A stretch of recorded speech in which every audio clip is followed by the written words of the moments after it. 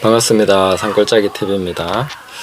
요한계시록 강의를 계속 하면서 제가 먼저 강의를 좀 해드리겠다라고 말씀드렸는데 그 강의 준비가 참 어렵더라고요. 하다 보니까 자꾸 새로운 사실들이 깨달아지고 또 이것도 더 첨가하고 싶고 저것도 첨가하고 싶고 자꾸 하다 보니까 강의하는 게 너무 어려워져 버렸어요. 그래서 확 줄여가지고 뭔가 얘기를 해야 되는데 일단 그냥 지금은 앞으로 계시록을 어떻게 해 나갈 것인지에 대해서 잠깐 나누고 나눔 형식으로라도 일단 말씀을 드려야 제가 강의하겠다고 말한 부분에 대한 변명이라도 될 것 같아 가지고 그렇습니다. 어떤 영상들을 보면 뭐 40분 만에 뭐 계시록 완전 정리 뭐 이렇게 하는데 물론 뭐 그렇게도 할 수 있겠지만 그런 식으로 해서 뭐 큰 유익이 있을지는 잘 모르겠습니다.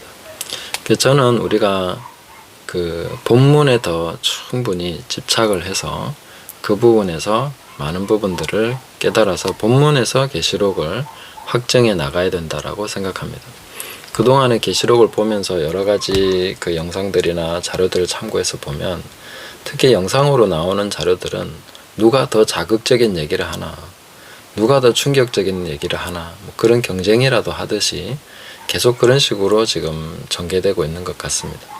본문의 해석이 아직 안 나왔는데, 고신대학교 그 송영목 교수님이 그런 얘기를 했습니다. 최근에 이제 요한계시록 주석을 쓰셨는데 그 서러운 부분에 보면은 아직 요한계시록은 바로 그 해석이 나오지 않았다고 얘기합니다. 이 말이 왜 중요하냐면 교수님들은 그냥 얘기하는 게 아니거든요. 그동안에 지금까지 계속 나온 모든 그 논문과 자료들을 다 검토해 본 다음에 하는 얘기입니다. 그래서 아직까지 그 해석이 안 나왔다는 거예요. 그래서 우리는 요한계시록이 마치 해석이 된 것처럼 그렇게 생각하면 안 됩니다. 해석이 아직 안 됐습니다. 그리고 교회에서 보면은 설교하기도 두려워하지 않습니까? 잘못하면 이단되니까.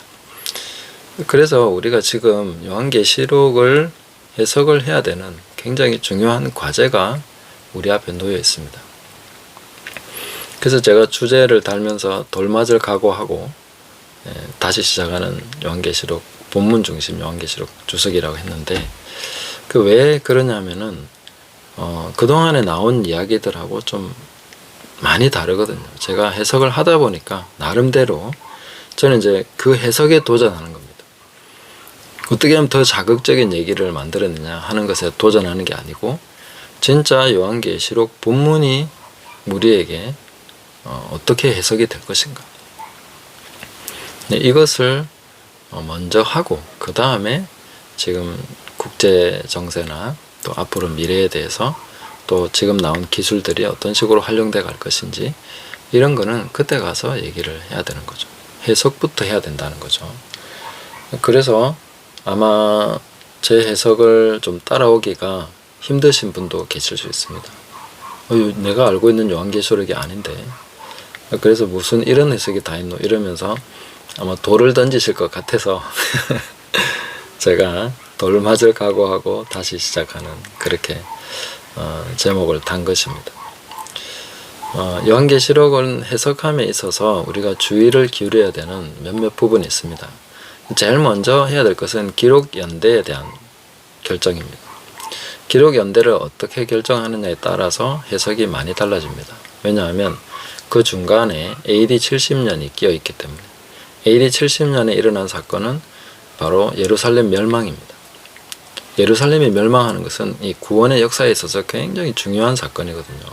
우리가 구약을 봐도 예루살렘 성전이 회파되는 그 부분에 있어서는 엄청나게 많은 그 시간을 할애하고 그 메시지들이 있습니다. 예언도 있고 그 다음에 그 과정에 있어서도 아주 굉장히 그 많은 이야기들이 있죠. 선지자들이 거기에 집중해서 메시지를 전한 것을 볼 수 있습니다. 그만큼 중심된 주제이기도 하고 아주 중요한 사건이기 때문에 그렇습니다. 근데 신약에 와서 예루살렘 성전이 멸망당하는 이 부분에 대해서 예수님이 예언한 것 외에 뭐 그렇게 신중하게 다루어지지 않았다는 느낌이 있죠. 근데 그것을 정말 제대로 다루고 있는 것이 바로 요한계시록이다 하는 것입니다. 그리고 그 사건의 의미는 바로 복음이 이방인에게로 넘어간다는 거죠. 아브라함의 언약, 그 혈과 육으로 이어진 언약, 혈통으로 내려온 언약이죠. 근데 그것이 혈통과 육종으로 말미암지 않고 성령으로 난 자들, 그것이 사도행전에서 이루어지는 굉장히 중요한 변화의 그 과정을 보여주고 있고, 계시록에서는 하늘에서 결정된 사항을 보여주고 있다는 거죠. 그래서 두루마리가 핵심인데, 그 두루마리에 7인이 있죠. 그 보통은 7인을 재앙으로 해석합니다. 7인은 재앙이 아닙니다. 7인을 재앙이라고 하는 순간 계시록은 완전히 이해를 못하게 되는 책이 됩니다. 7인은 재앙이 아니라 그 두루마리를 임봉한 거죠. 그걸 뗀다는 것은 그 안에 있는 내용을 개봉할 권세를 누군가가 받았다는 거죠. 어린 양 대신 예수님께서 받은 것이고, 그것을 떼면서 그 내용이 펼쳐지는 것입니다. 그 떼는데 그거는 재앙이 아니라 역사라는 것이죠.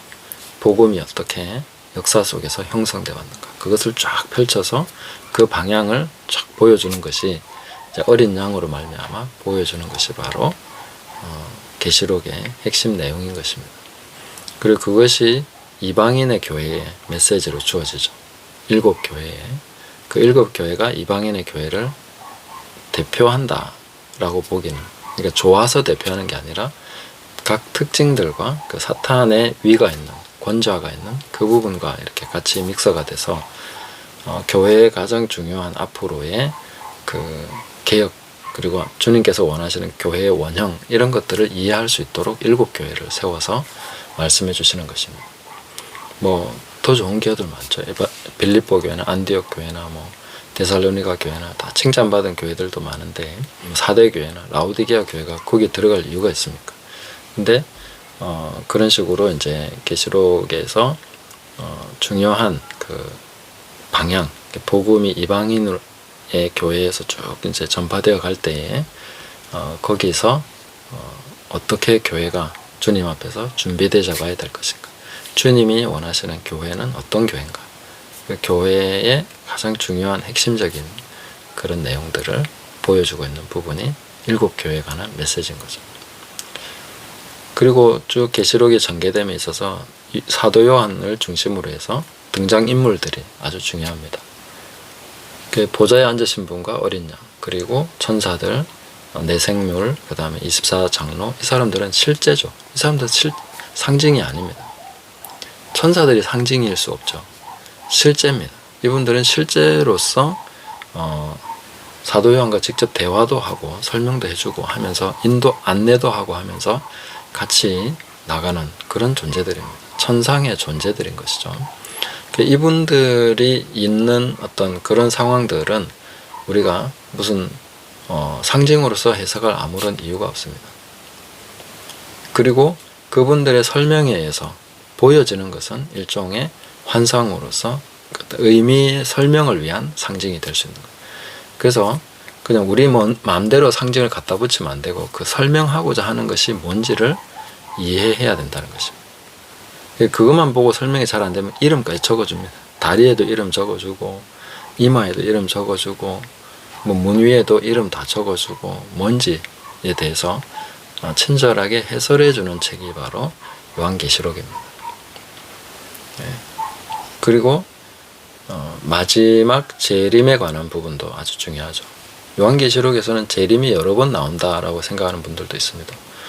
뭐 2번 있다는 사람, 3번 있다는 사람, 5번 있다는 사람, 뭐 여러 번 있다는 사람 많은데, 재림은 한 번입니다. 재림은 계시록 20장에 나오는 그 본문, 백보자 심판이 재림입니다. 재림은 항상 데살로니가 전후서, 그 다음에 고린도전서 15장, 이런 부분을 참고해서 보시면 항상 죽은 자가 먼저 살아나는 일이 있어야 예수님의 재림이 이루어집니다. 그게 없으면 안 됩니다. 이 순서는 정해졌습니다. 그래서 이 순서가 뒤바뀌지 않는다는 거 알아야 되고, 그 순서대로 먼저 부활하고 그 다음에 예수님이 재림하실 거기 때문에 이 부분이 나타나는 곳은 계시록 20장의 백보자 심판이죠. 거기가 바로 예수님의 재림이다 하는 것입니다. 그 재림의 시점도 잘 파악을 해야 되고, 기록된 연대 파악을 잘 해야 되고, 그 다음 해석을 할 때 상징인지 실제인지, 설명을 위한 것인지, 그런 것들을 잘 분별을 하면서 해야 되고, 그 다음에 하늘에서 일어나는 일인지 땅에서 일어나는 일인지, 그런 장소적인 개념을 잘 보셔야 됩니다. 그리고 성령 안에서 보는 것이 있습니다. 성령 안에서 보는 것은 그 실제를 경험하는 것입니다. 내가 성령 안에 있었더니, 이렇게 되면 그 실제와의 만남입니다. 그리고 성령 안에 있으면서 그 다음 단계로 가서 해설을 듣고 또 보여주시는 게 있습니다. 그거는 설명을 위한 환상이 되는 거죠. 그래서 그 해석을 함에 있어서 아무렇게나 막 이렇게 상징이라고 하고 그렇게 갖다 붙여서 하면 안 되는 거죠. 네. 그리고 숫자들도 아주 중요한데 7이 나오고 12가 나오고 6이 나오고 이런 그 중요한 숫자들이 나오지 않습니까? 그러면은 그 숫자가 의미하는 바는 명확해야 됩니다. 근데 유독 짐승의 수 666만 게마트리아를 적용하죠. 다른 어떤 숫자도 게마트리아로 하지 않습니다. 일관성이 떨어진다는 거죠. 왜 이것만 게마트리아를 해야 되느냐 하는 거죠.